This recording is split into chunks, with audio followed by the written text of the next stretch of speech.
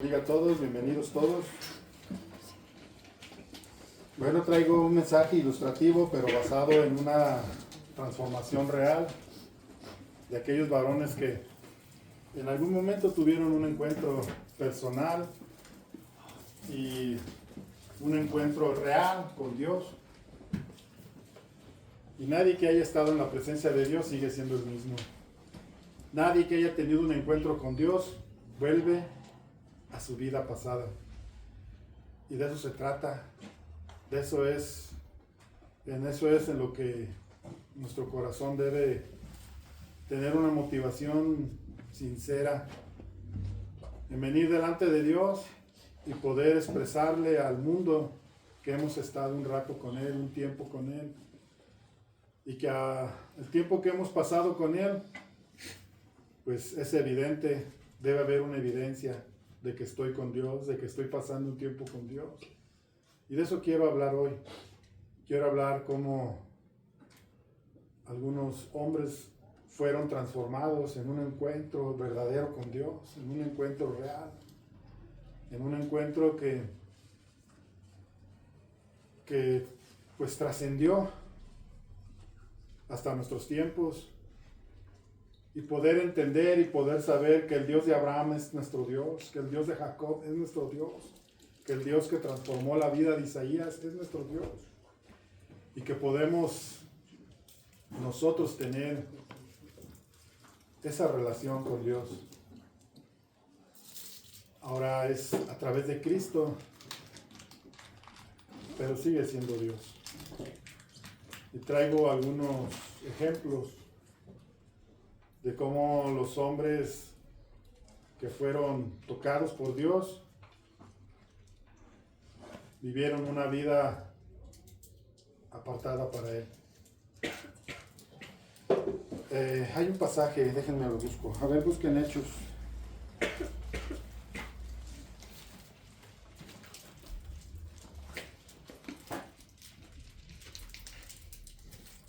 Déjenme lo busco.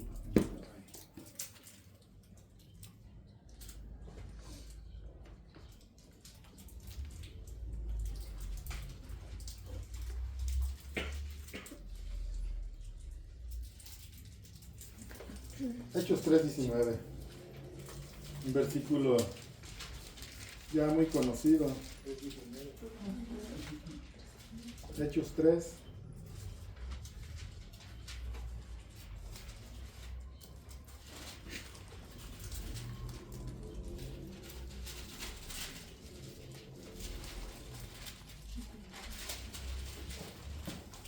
Este es después de que Pedro y Juan oraron por un hombre que estaba en el templo,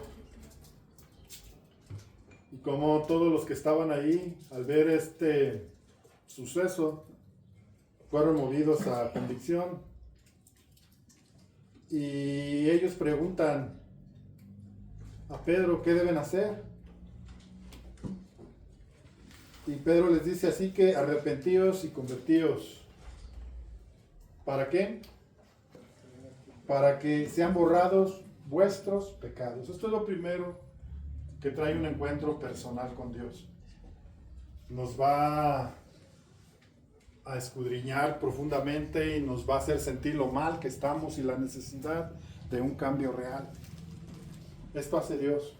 Cuando Dios llega a tu vida, lo primero que te hace sentir es que Dios es un Dios santo y que Él demanda santidad, y que todo aquel que se acerque a Dios debe de ser una persona que verdaderamente en su condición está el deseo de buscar al único y verdadero Dios santo.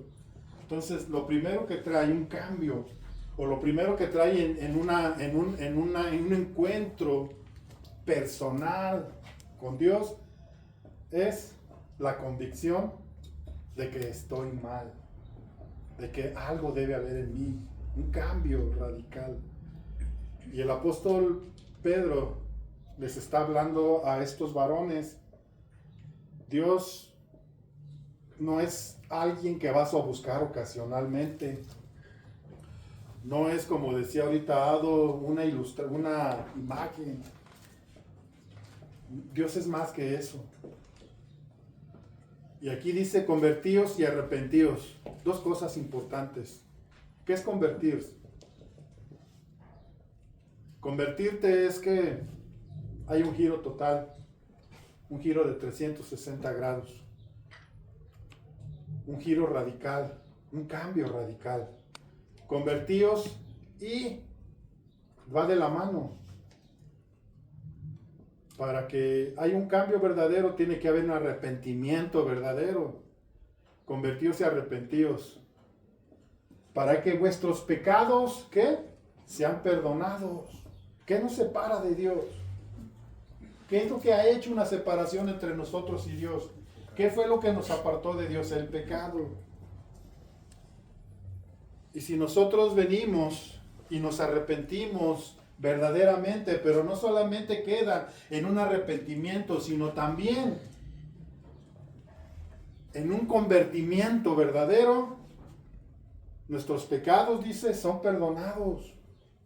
Y luego dicen, para que venga de la presencia del Señor tiempos de reposo, tiempos en los cuales podamos comprender cuál es nuestro rol en esta tierra, en esta vida. Dice 2 de Corintios 4:6, a los cuales el Dios de este siglo, que hizo cegó el entendimiento de los incrédulos para que no le resplandezca la luz del evangelio. Mucha gente no entiende por qué vive, no entiende por qué está aquí, piensan que está porque fueron concebidos por sus padres. Pero cuando nosotros entendemos y venimos al tiempo de refrigerio, nos damos cuenta cuál es el propósito real de nuestra vida en esta tierra. Mucha gente no toma en cuenta a Dios, no se acuerda de Dios, pero cuando venimos a Cristo y venimos a un verdadero convencimiento y arrepentimiento, viene el tiempo de refrigerio. Este tiempo de refrigerio es cuando Dios comienza a trabajar mi vida, cuando Dios comienza a revelarme quién soy, cuando verdaderamente tengo ese conocimiento pleno de quién es Dios. Entonces es importante que haya en nosotros un cambio radical al tener un encuentro verdaderamente con Dios. Hay por lo menos 7 o 8 o 9 ejemplos de personas en la Biblia que tuvieron un encuentro con Dios. Y cómo al venir a Dios, lo primero que sintieron fue una convicción de pecado. Y esto lo vemos aquí vamos a buscar Lucas.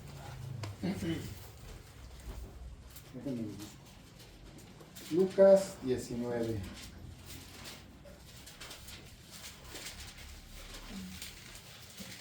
Ya hemos analizado este personaje en más de una ocasión, pero no está por demás entender, viéndolo desde esta perspectiva de lo que fue un encuentro y las consecuencias que tuvo el encuentro de Zaqueo con Jesús.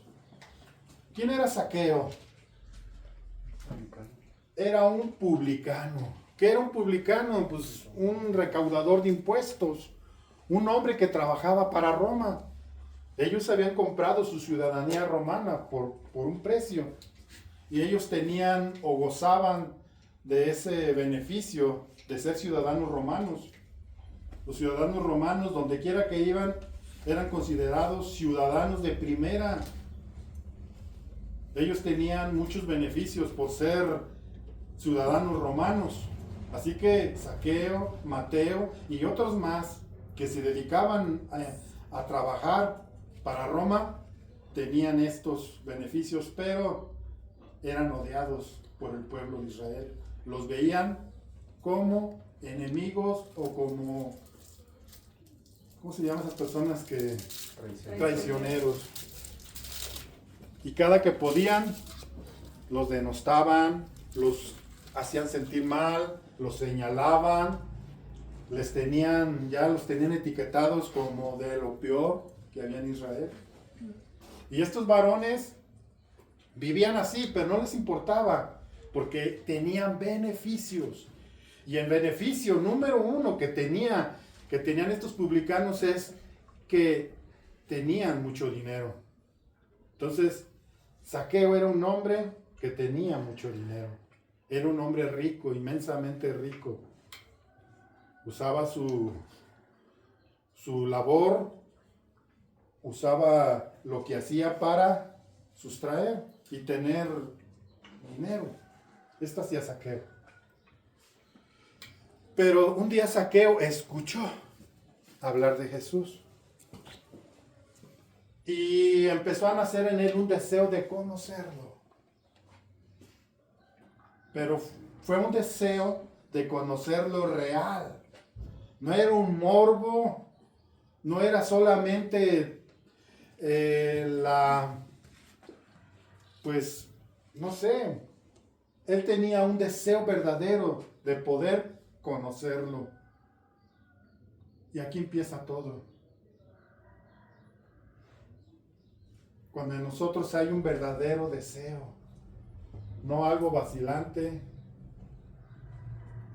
no solamente por ver, vamos a ver a Jesús, a ver cómo es, a ver cómo habla. Dicen que es un profeta que hace milagros, dicen que es un hombre que predica palabras y palabras que llegan al corazón de la gente. No, él no iba por eso, porque si hubiese ido por eso, simplemente se hubiera dado por vencido cuando la gente lo vio y lo menospreció.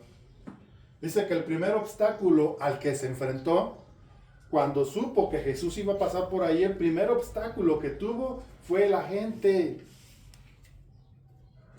Y el segundo era su físico, era chaparrito. Pero la gente era su principal, ¿cómo se podría decir? Obstáculo.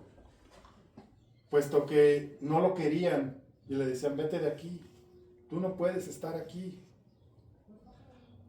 Pero él no se quedó así. Yo sé que se subió a un árbol y desde el árbol lo vio. Cuando solamente son intenciones, cuando solamente es el saber qué pasa, voy a ir ahí a ese lugar a ver qué pasa, pues a ver si es cierto lo que dicen. Cuando tu intención no es la correcta, es imposible que Dios pueda poner su mirada en ti. Cuando él estaba en el árbol, Jesús lo vio y le llamó por su nombre. Y cuando Zaqueo escucha su nombre, entiende por qué Jesús le habló por su nombre. Porque Jesús conocía la verdadera intención del corazón de Zaqueo. Pero lo hermoso es lo que viene después. Vamos a leerlo. ¿Dónde está?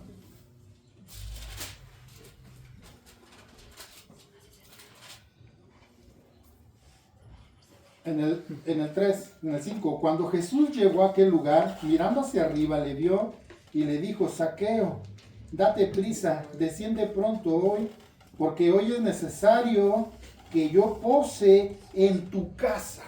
Fíjense, Jesús va un poco más allá. Le dice que es necesario. ¿Qué es necesario? ¿Qué entienden ustedes por necesario? Algo que tiene que ser sí o sí. No es una opción, es algo que tiene que ser. Porque es necesario que hoy. ¿Cuándo? Hoy. ¿Qué quería hacer Jesús? Posar en su casa. La palabra griega que se usa aquí para posar es meno. Es la palabra meno, que también se puede traducir como es necesario que me quede permanentemente en tu casa. Eso es lo que le está diciendo espiritualmente. Es necesario que me quede permanente o que pose permanentemente en tu casa. ¿De qué está hablando Jesús? Cuando Jesús habla de casa, está hablando de tu vida. Está hablando de tu ser. Es necesario que yo hoy pose en tu casa. ¿Por qué es necesario? Porque es necesario que Cristo pose en tu casa permanentemente. No es nada más por el día de hoy. No es nada más por este rato en el cual te sientes mal, te sientes triste, te sientes afligido. No es solamente el momento, es siempre. Y cuando Jesús mora siempre en tu casa, vienen los grandes cambios. Cuando Cristo viene a tu casa es cuando vienen las verdaderas convicciones de lo que yo soy y de lo que debo hacer. Antes no.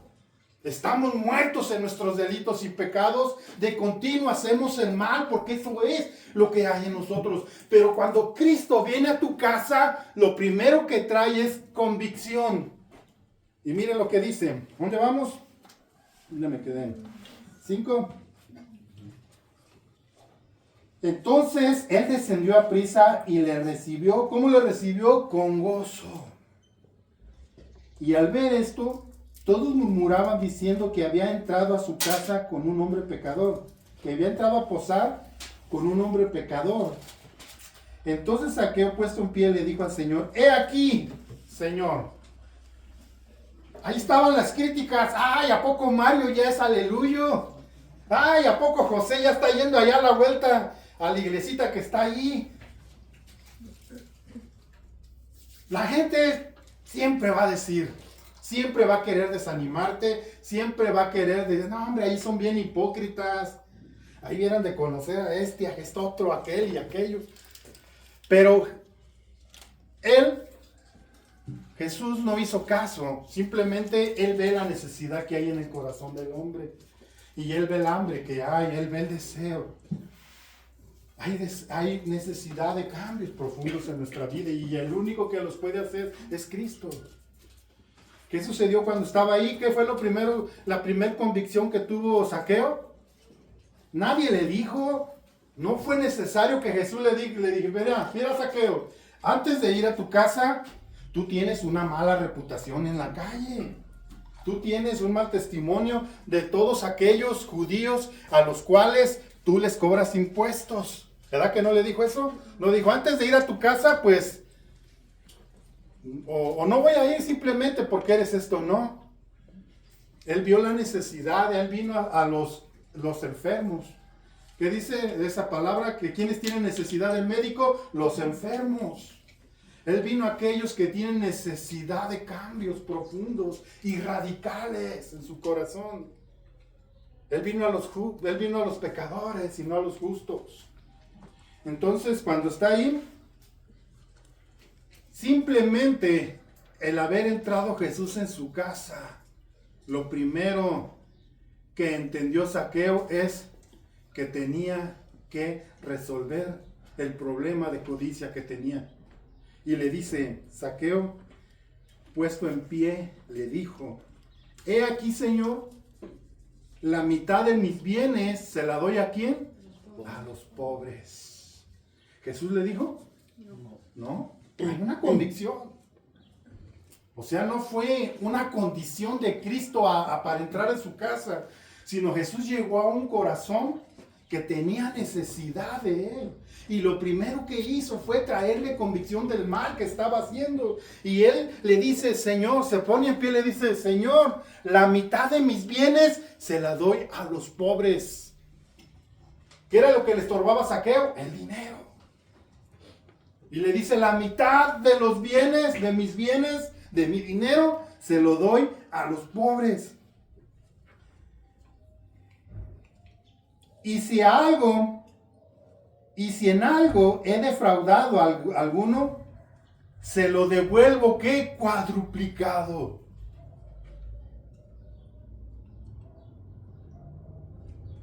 ¿Ustedes creen que él había defraudado? Sí. Claro que sí, era su condición, la condición sin Dios, la condición sin Cristo es así. Y si a alguien he defraudado, se lo devuelvo cuadruplicado. Le voy a regresar 4 veces. Miren la reacción de Jesús. La reacción de Jesús acentúa o confirma que la sinceridad de este hombre es verdadera. Que el cambio que está viendo en este hombre es un cambio verdadero. No es solamente el querer impresionar a Jesús. Es algo muy profundo. Jesús conoce los pensamientos e intenciones que hay en el corazón. Jesús conoce los pensamientos de todos. Entonces, lo que está viendo es una sinceridad en el corazón de Zaqueo. ¿Y qué le dice Jesús? Jesús le dijo, hoy ha venido ¿qué? La salvación a esta casa. Por cuanto ¿qué? Por cuanto él es hijo de Abraham. Por cuanto él también es hijo de Abraham. Porque el Hijo del Hombre vino a buscar y salvar lo que se había perdido. ¿Qué es lo primero que le dice Jesús? Hoy la salvación ha llegado a este hogar. Por cuanto él también, él era considerado un traidor. Él no era considerado un judío verdadero. Él no era considerado un hombre del pueblo de Dios por causa de lo que había en él. Pero Jesús le dice, hoy ha llegado la salvación a este hogar por cuanto él también es hijo de Abraham. En una ocasión Jesús tuvo un altercado con los judíos en este evangelio de Juan, en el capítulo 8. Y ellos le dicen, nosotros somos hijos de Abraham. Y Jesús le dice, si ustedes fuesen hijos de Abraham, la obra de Abraham harían. Ustedes son hijos de vuestro padre el diablo. Así le dijo a los judíos hipócritas. Pero a Zaqueo le dice, él también es hijo de Abraham. ¿Por qué? Porque creyó y le fue contado por justicia. Fue justificado, no porque se haya despojado, fue justificado porque llegó la salvación, y la salvación es por fe en Jesucristo. Recibió a Jesucristo en su casa. Y cuando tú recibes a Cristo en tu casa, las cosas van a cambiar, porque es un verdadero encuentro con Dios a través de Cristo. Ven cómo suceden estos hechos y cuánta necesidad hay en nuestro hogar de que Jesús more en nuestra casa, permanezca permanentemente, esté siempre,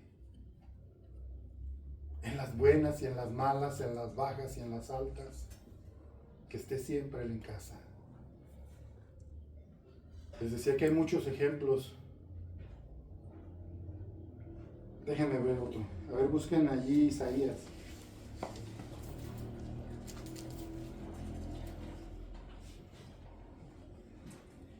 Isaías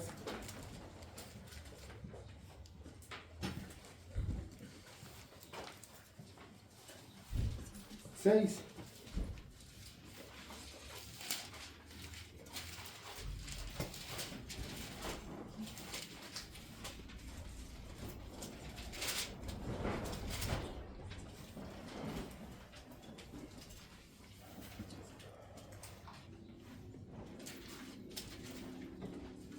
Aquí, bueno, esta Biblia trae un encabezado, dice visión y llamamiento de Isaías.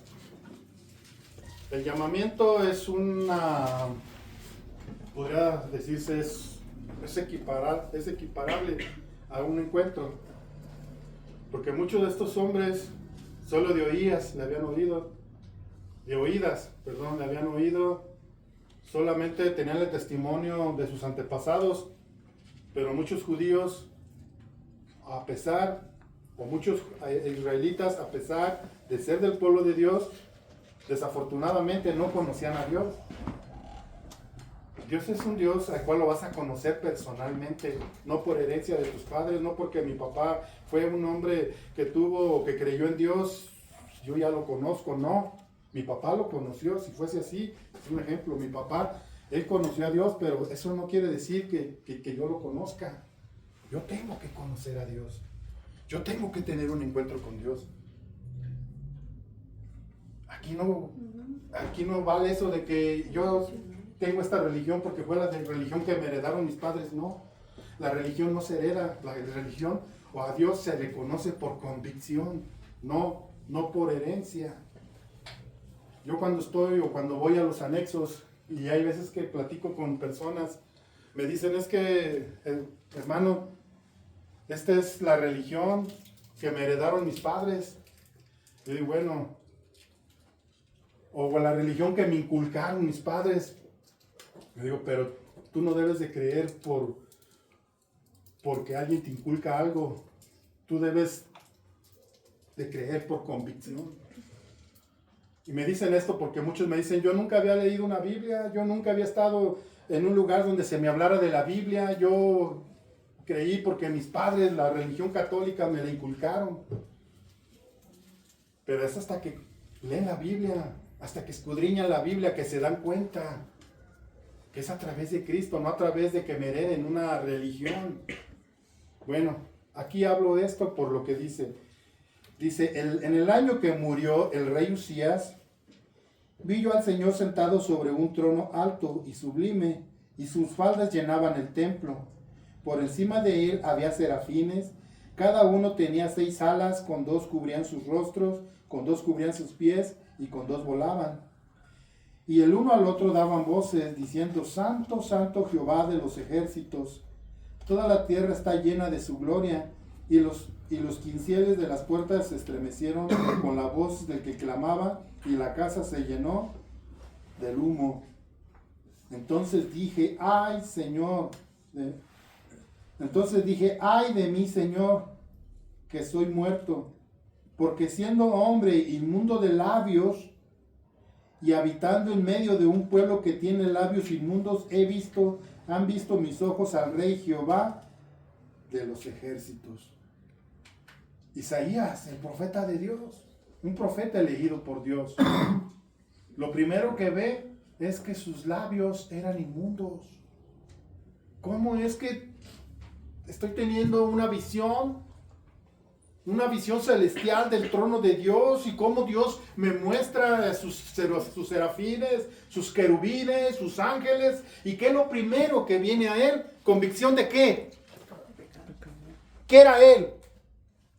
Dice, ay Señor, que soy muerto, porque siendo yo un hombre, ¿de qué? Impuro de labios, han visto tu gloria. Y yo que habito entre un pueblo, también inmundo de labios. Entonces, esto es lo que sucede. Un encuentro verdadero con Cristo siempre te va a traer, o siempre te va a invitar, o siempre te va a desafiar a ser una mejor persona.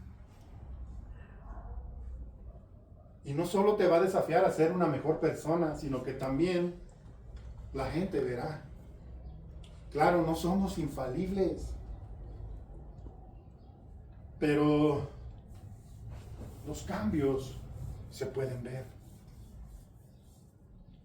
Y esto es lo primero que ve el profeta Isaías. Se da cuenta que se siente indigno de Dios. ¿Por qué? Por lo que hay en la condición de su corazón. Pero ¿qué le dice el Señor? Entonces dije en el 6, y voló hacia mí uno de los serafines, teniendo en su mano un carbón encendido, tomado del altar con unas tenazas, y tocando con él sobre mi boca, dijo, he aquí que esto toca tus labios, y es quitado tu culpa y limpio tu pecado. Después oí la voz del Señor que decía, ¿a quién enviaré? ¿Y quién irá por vosotros? Entonces respondí, heme aquí, envíame a mí. ¿Cuál era la labor? Dios buscaba un hombre que fuese un vocero de Dios, que fuese un hombre capaz de ser un portador de su palabra. Y para hacer esto, ¿qué era necesario? Un encuentro. Aquí dice un llamamiento, pero lo que está teniendo es un encuentro. El llamamiento lo dice por el hecho a lo que fue enviado, que fue a ser un profeta para con Dios en Israel y para las naciones, porque esto también nos llega a nosotros. Entonces necesitaba un hombre que fuese transformado en la presencia de Dios. ¿Y qué fue lo primero que hace? Reconocer que es impuro. Pero ¿qué hace Dios? Dios nos santifica. Cuando ya estás en la presencia de Dios, Dios te santifica y te hace apto, te envía, te usa. Dios tiene un propósito para usted y para mí. Dios quiere usar a usted y a mí, o a ti y a mí, nos quiere usar Para eso nos llamó. No nos llamó para venir y sentarnos en una silla. Nos llamó para hacer luz a las naciones. Nos llamó para ser la sal de la tierra. Nos llamó para anunciar las virtudes de aquel que nos llamó de las tinieblas a su luz admirable. Para esto nos llamó. Nos llamó para ser semejantes a su Hijo. Para eso nos llamó. No estamos aquí por un golpe del destino, no estamos aquí por una mera casualidad, no estamos aquí porque así sucedió ese día, por un accidente, no, estamos aquí por un plan. Y para que Dios lleve su plan, tiene que tratar con tu vida, tiene que tratar con tu yo interior, tiene que tratar con ese viejo hombre y tiene que ser transformado. Tiene que haber algo.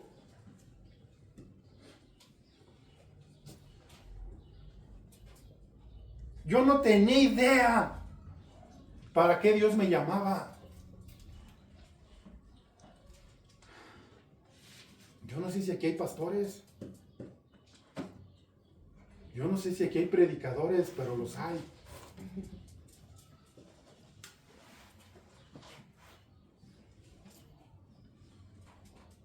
La iglesia crece cuando nosotros tenemos esta convicción de quiénes somos delante de Dios y por qué estamos aquí y para qué. No es una casualidad, lo vuelvo a repetir. No están aquí porque, bueno, pues ya estoy aquí otra vez, no. Estás aquí porque Dios te trajo. Estás aquí porque Dios tiene un plan.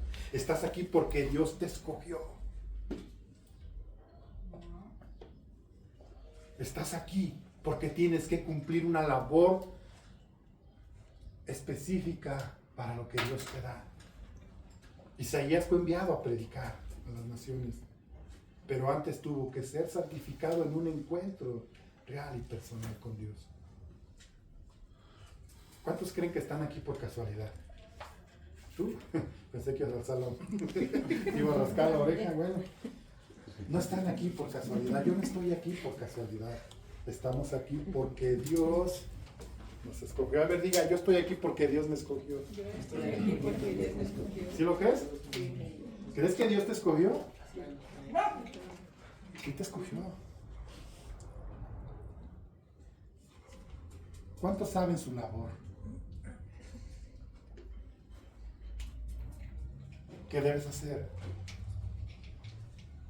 Mira, el Salmo 73 habla de un salmista llamado, ya se me olvidó, Asaf. Asaf era un hombre que servía a Dios, era un levita, pero tenía un problema. Dice que él había visto cómo los impíos eran prosperados y cómo él, siendo un siervo de Dios, siendo un hombre que servía a Dios, pasaba necesidades como los demás. Pasaba necesidades y tenía momentos difíciles, pero él veía cómo los impíos eran prosperados, cómo ellos, sin esforzarse tanto, habían alcanzado tantas riquezas y habían satisfecho sus necesidades, sus deseos. Pero ¿qué sucede con él? Dice que se llenó de amargura su corazón y le comenzó a reclamar a Dios. Pero ¿cuándo fue cuando comprendió? ¿Cuándo fue cuando volvió a entender cuál era el plan de Dios? ¿Cuál era el propósito? ¿Qué era? ¿Quién era él delante de Dios? ¿Sabes cuándo fue? Hasta que entró en la presencia de Dios. Se dice, hasta que entrando en el santuario de Dios, comprendí el fin de ellos. Y le dice, era yo delante de ti como una bestia. ¿A quién tengo yo en los cielos sino a ti? Y fuera de ti, nada deseo en la vida. ¿Sabías tú que los levitas no podían tener propiedades? Los levitas no tenían tierras, no tenían propiedades, no hacían negocios, no hacían nada. Ellos dependían totalmente de los diezmos que se ponían en el alfolí, que era un granero. Y los diezmos no era dinero, era comida, eran granos. Eso era lo que ellos comían, de eso dependían, de allí Dios los alimentaba. Ellos no trabajaban, pero Asaf estaba viendo fuera de sí la prosperidad que había en otros. Pero Dios le dice, entiéndelo, Yo te llamé para que seas mi siervo. Y yo te voy a sustentar. No hagas tesoros en la tierra. Hasta que entró en la presencia de Dios. ¿Sabes cuándo es cuando entiendes? Cuando estás en la presencia de Dios. No vas a entender fuera del contexto de una búsqueda en Dios. Tienes que buscar a Dios para poder entender, para poder comprender cuál es tu rol. Porque tienes un rol, porque tienes un llamado, porque fuiste escogido por Dios para algo. Pero esto no te lo va a dar el pastor. Esto te lo va a dar Dios en su presencia. Así debe ser. Lean el Salmo 73 en su casa cuando se sientan así. Cuando ustedes piensan, ay, Dios prospera a aquellos de allá enfrente, y yo que le sirvo, y yo que voy a la iglesia, y yo que creo en Él, mira cómo estoy. No, ten cuidado. Si el propósito de Dios es que todo aquel que en Él crea se iba a ser millonario, entonces sí podemos reclamarle, pero Él no te llamó a ser millonario, Él te llamó a ser su siervo. A ser su hijo. Y por último, este me gusta mucho, Éxodo. Ya se lo saben también, pero vamos a leer otra vez.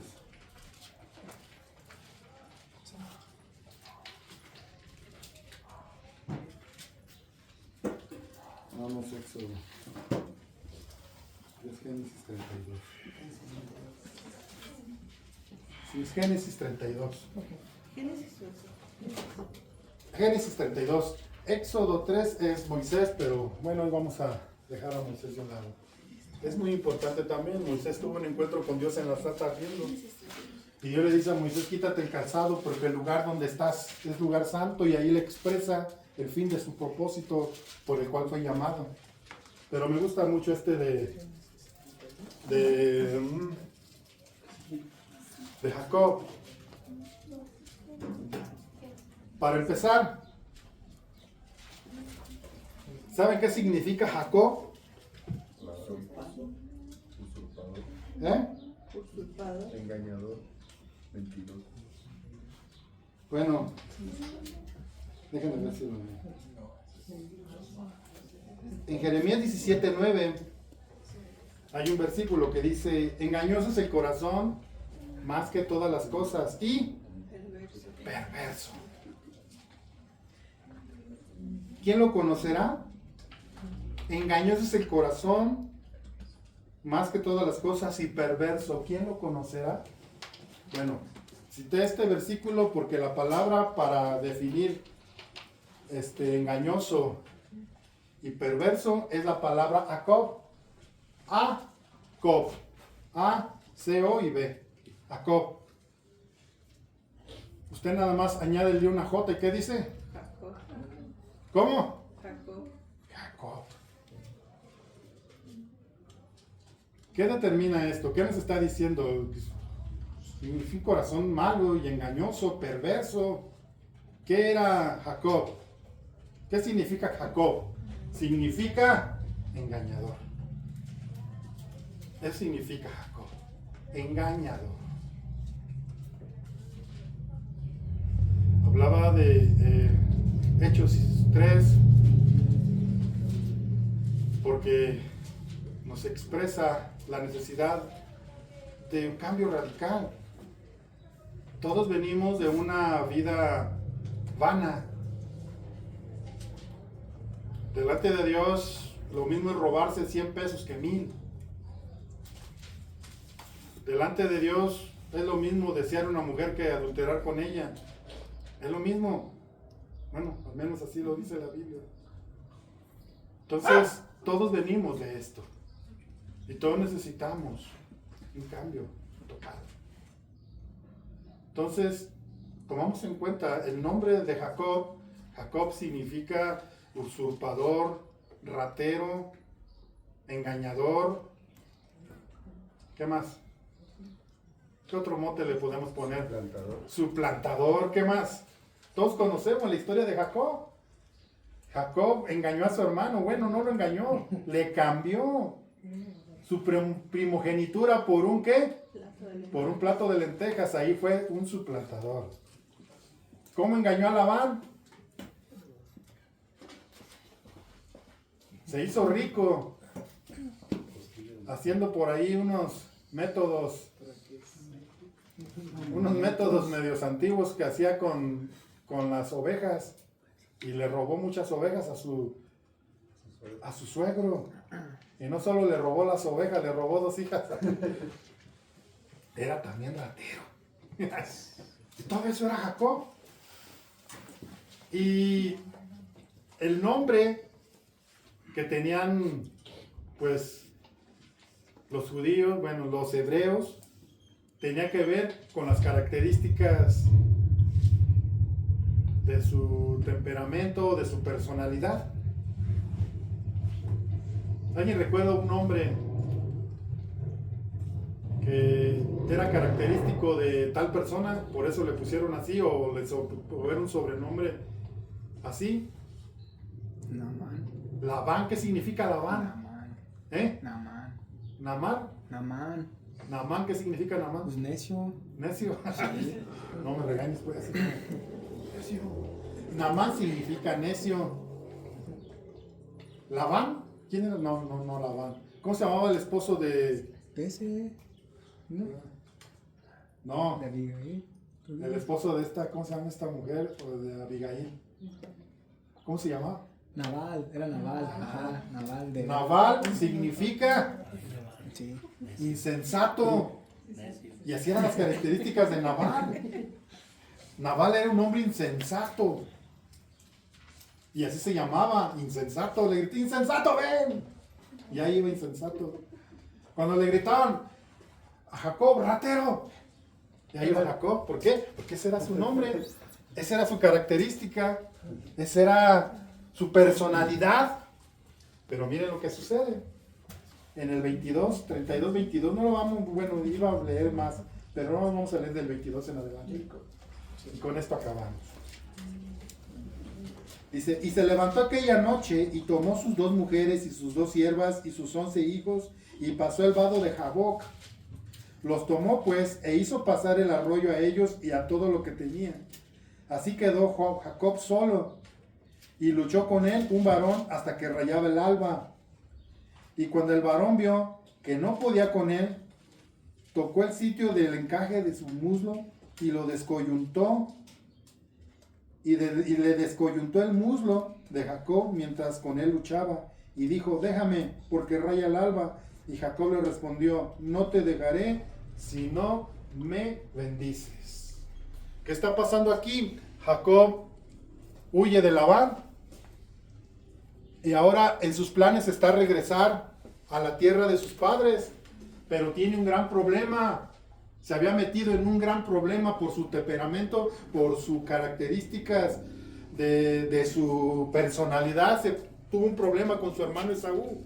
Y su hermano Esaú juramentó que lo iba a matar. Así que Jacob, como vio que Esaú se hizo fuerte, le tenía miedo. Tenía un miedo por su hermano Esaú. Y cuando iba en el transcurso del camino, él iba creciendo cada vez más su preocupación por cómo sería el encuentro con su hermano que había sido engañado por él. Por su hermano que aun cuando fue bendecido él, Jacob, y no su hermano que era el primogénito. Entonces había muchos sentimientos en él, pero su deseo más profundo era que las cosas cambiaran. ¿Cuántos de nosotros nos hemos aferrado a Dios cuando hay algo, cuando hay un pecado que está ahí? Muchos decimos nuestra debilidad. ¿Cuántos han clamado porque esa debilidad se vaya? Jacob ese día tenía la necesidad de que su debilidad, ese pecado al cual él llamaba mi debilidad, ese día se desvaneciera para siempre. Y Jacob lo deseaba con todo su corazón. Buscó el momento Y Dios entendió cuál era el deseo de Jacob. Jacob quería cambiar. Jacob quería ser un hombre diferente y se aferró a un cambio en Dios. Le dijo a Dios, Dios, no quiero morir en este pecado. Dios, ayúdame, fortaléceme en esta área de mi vida. Necesito que cambien las cosas en esta área de mi vida. Necesito que haya un cambio profundo. ¿Y saben qué sucedió? Luchó contra ese varón, contra ese ángel. Y dice que el ángel lo descoyuntó de su cadera al nervio que baja hacia el muslo. Y caminaba Jacob, desde ese día en adelante, comenzó a renquear y a caminar así. Esa era la evidencia de que había luchado con Dios. Siempre que tú luches con Dios va a haber una evidencia de que lo hiciste. Siempre. Y en este caso, nosotros tendría que ser conducta. ¿Qué sucedió? Sigan leyendo. Y cuando el varón vio que no podía con él, tocó el sitio del caje de su muslo, y él se descoyuntó el muslo de Jacob mientras con él luchaba, y dijo, déjame, porque ya raya el alba. Y Jacob le respondió, no te dejaré si no me bendices. Y el varón le dijo, ¿cuál es tu nombre? Y él respondió, ¿cómo se llamaba él? Jacob. A ver, digan sus apelativos, sus significados. ¿Se llamaba cómo? Y su nombre era ratero. ¿Qué más? Usurpador. ¿Qué más? Engañador. ¿Qué más? Suplantador. Ese era su nombre. Y le dijo, ¿cómo te llamas? ¿Usted creen que Dios no sabía cómo se llamaba él? Simplemente quería hacerle entender que ya no iba a ser él. Simplemente quería decirle, esta lucha valió la pena. Este momento que has pasado aquí deseando ser otro, valió la pena. ¿Cómo te llamas? Me llamo Jacob. Y el varón le dijo, no será más tu nombre Jacob. O sea, ya no vas a llamarte ratero.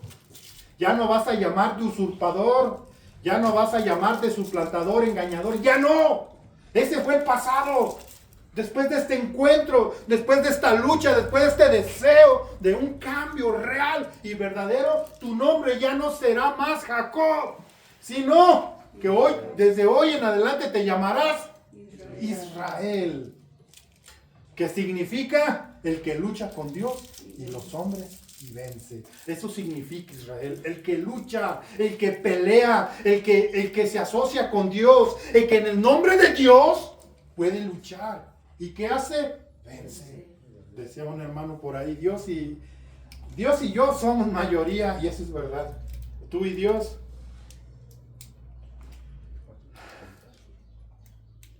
¿Te das cuenta? ¿Cómo vale la pena luchar? Desearlo. Y un encuentro con Dios siempre nos dará evidencias de que estuvimos allí. ¿Qué decían de Pedro y Juan? ¿Qué decían de Pedro cuando Jesús iba a ser entregado y el gallo iba a cantar 3 veces? No, iba a cantar y él lo iba a negar 3 veces. ¿Qué sucedió cuando lo vieron? ¿No eres tú de ellos? ¿En qué lo reconocieron? Su manera de hablar. En su manera de hablar. Hablas como él. Ya no eres grosero, no eres altanero, no eres esto, no eres lo otro. Hablas como él. Y cuando estuvieron en el concilio, les reconocieron que habían estado con él, porque hablaban con denuedo, hablaban con autoridad. Ya no eran esos pescadores ignorantes que los tenían del vulgo. Dice, ¿no son estos hombres del vulgo?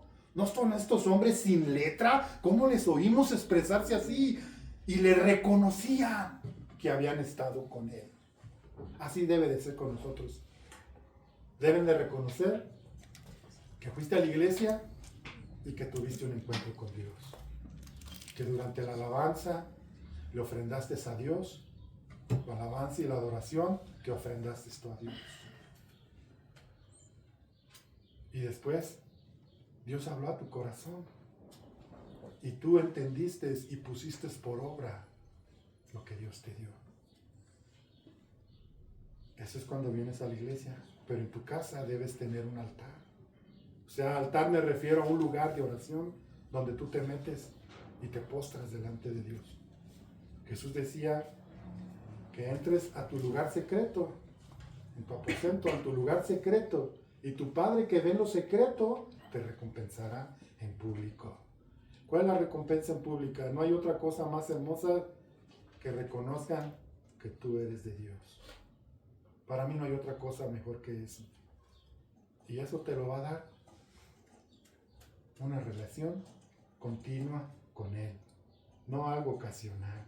No es nada más hoy porque necesito hoy, no, siempre, siempre. Así como le dijo a Zaqueo, es necesario que hoy more perpetuamente en tu casa para que vengan los verdaderos cambios.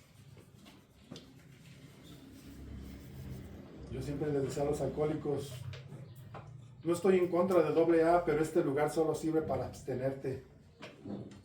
Pero una iglesia, si tú vas y buscas a Dios, Dios te va a cambiar desde la raíz. Porque muchos dejan de tomar, pero siguen siendo maldicientes, siguen siendo pendencieros, siguen siendo adúlteros, fornicarios. Pero cuando vienes a Cristo, Él cambia tu corazón. Y no solamente dejas de ser un adicto, también sana tu corazón desde la raíz. ¿Cuántos creen que necesitan un encuentro con Cristo? Y si ya lo tuvieron en algún tiempo, ¿cuántos creen que necesitan una renovación en la presencia de Dios? Alcen su mano. Yo lo necesito, todos.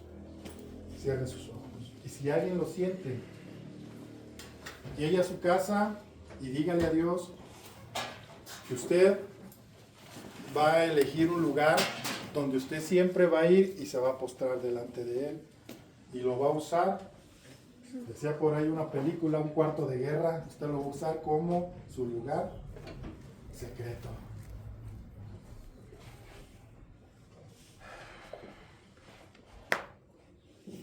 Quédense así. Les voy a contar una pequeña ilustración que a la vez es un testimonio. Una madre siempre oró por su hijo perdido en las drogas y en el alcohol. La madre murió y no vio que el hijo se haya convertido. Pero un día llegó el hijo y vio en un tapete las marcas de las rodillas de su mamá y vio las manchas en el tapete de las lágrimas que ella derramaba por él en oración. ¿Y saben qué sucedió? Ese joven cayó en una convicción. En ese momento reconoció a Jesucristo como su único y suficiente Salvador y siempre dio testimonio de que por las oraciones de su madre, él había alcanzado misericordia. Así que no te canses de orar. Aunque a veces no tengas ganas, aunque a veces sea más a fuerzas, hazlo. Porque ahí es donde Dios se manifiesta. Amado Dios, yo no conozco el corazón de nadie. Solo veo la expresión, pero el único que conoce lo que hay dentro de cada uno eres tú, Señor. Tú sabes lo que hay. Tú sabes si alguien está luchando con una tentación fuerte en su corazón, que lo somete y lo aparta de los beneficios que es estar contigo, Señor. Ten misericordia de mí. Ten misericordia de mis hermanos. Todos tenemos, Padre, un lugar